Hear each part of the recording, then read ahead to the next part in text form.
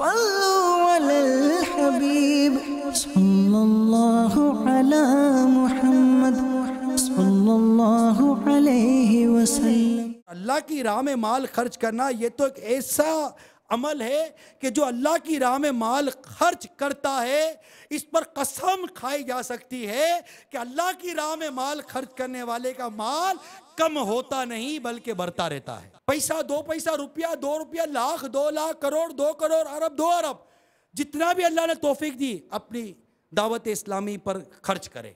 ہاں، جو رشتہ دار، عزیز، اقارب جو آپ کی زکوٰۃ، فطرے اور آپ کے مال کے زیادہ مستحق ہیں، پہلے ان کو دیجئے، اس سے فارغ ہو، آپ کی دعوت اسلامی ہے۔ ہم غفلت کی چادر اوڑھے جس دنیا کے پیچھے بھاگتے پھر رہے ہیں، آپ کو لگتا نہیں ہے کہ ہم اپنی آخرت کو داؤ پہ لگا رہے ہیں؟ کہ حدیث پاک میں ہے جب کوئی شخص مر جاتا ہے تو فرشتے کہتے ہیں کہ اس نے آگے کیا بھیجا، اور لوگ پوچھتے ہیں اس نے پیچھے کیا چھوڑا۔ حضرت سیدنا سعید بن مسیب رضی اللہ تعالی عنہ فرماتے ہیں ایک بار ہم حضرت مولا مشکل کشا شیر خدا کرم اللہ تعالی وجہ الکریم کے ہمراہ مدینہ منورہ کے قبرستان گئے۔ حضرت مولا علی کرم اللہ تعالی وجہ الکریم نے قبر والوں کو سلام کیا اور فرمائے قبر والو تم اپنی خبر بتاؤ گے یا ہم تمہیں بتائیں؟ حضرت سیدنا سعید بن مسیب رضی اللہ تعالی عنہ فرماتے ہم نے قبر سے وعلیک السلام ورحمت اللہ وبرکاتہ کی آواز سنی اور کو کہنے والا کہہ رہا تھا یا امیر المومنین آپ ہی خبر دیجئے ہمارے مرنے کے بعد کیا ہوا۔ مولا مشکل کشا شیر خدا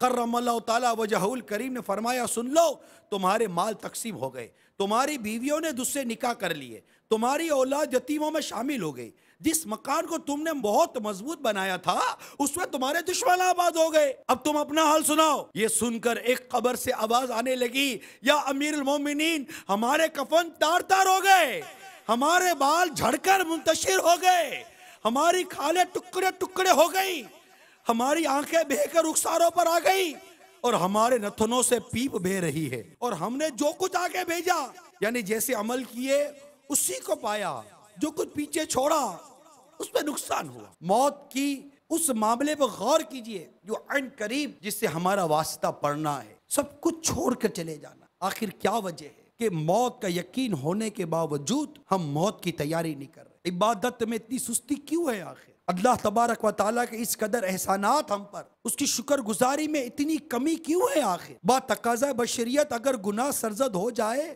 تو توبہ میں اتنی تاخیر کیوں ہے؟ آخر ہو کیا گیا ہے؟ مرنا نہیں ہے؟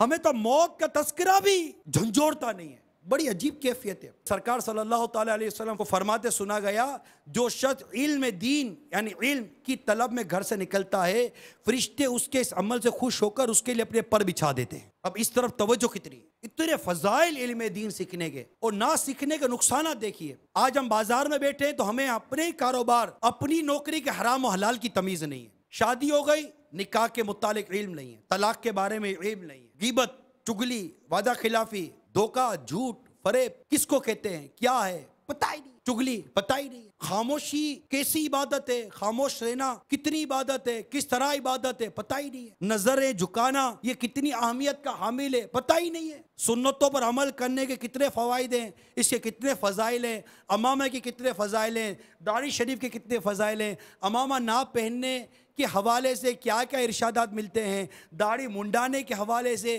کیا کیا وعیدیں ملتی ہیں، پتہ ہی نہیں ہے۔ پتہ ہے تو غفلت کہ جیسے مرنا ہی نہیں ہے، قبر میں اترنا ہی نہیں ہے۔ آپ غور تو کریں نا جو میں عرض کرتا جا رہا ہوں، یہ سب کیا ہے؟ ہمارا انداز زندگی کیسا ہو گیا؟ یہی انداز زندگی لے کر جیتے ہی رہیں گے، اور اسی طرح کان لگا کر چلو آنکھیں پھاڑ کر سن بھی لیا لیکن تبدیلی کیوں نہیں؟ اٹھے تو جیسے وہی کہ وہی، گویا کہ ایسا لگتا ہے کہ ہم نہ سدھریں گے، قسم کھائیے، بے نمازی تھے بے نمازی رہیں گے، داڑھی منڈے تھے داڑھی منڈے ہی رہیں گے، جھوٹ بولتے تھے جھوٹ بولتے رہیں گے، رشوت لیتے تھے رشوت لیتے ہی رہیں گے، سود کا کاروبار یا سود میں مبتلا تھے مبتلا ہی رہیں گے، ماں باپ کو ستاتے تھے ستاتے ہی رہیں گے، غیبتیں کرتے تھے کرتے ہی رہیں گے، بدگمانیاں کرتے تھے کرتے ہی رہیں گے، مسلمانوں کو ستاتے تھے ستاتے ہی رہیں گے، دھوکے دیتے تھے بھتے لیتے تھے ظلم کرتے تھے قتل ناحق کرتے تھے کرتے ہی رہیں گے، نہ سدھریں گے، قسم کھائیے۔ اس کی ہلاکتیں کتنی ہیں، اللہ ناراض ہو گیا، اس کے پیارے حبیب روٹ گئے، اللہ نہ کرے اللہ نہ کرے اللہ نہ کرے ایمان برباد ہو گیا، بغیر توبہ کیے مر گئے۔ کبھی سوچا ہے قبر میں کیا ہوگا،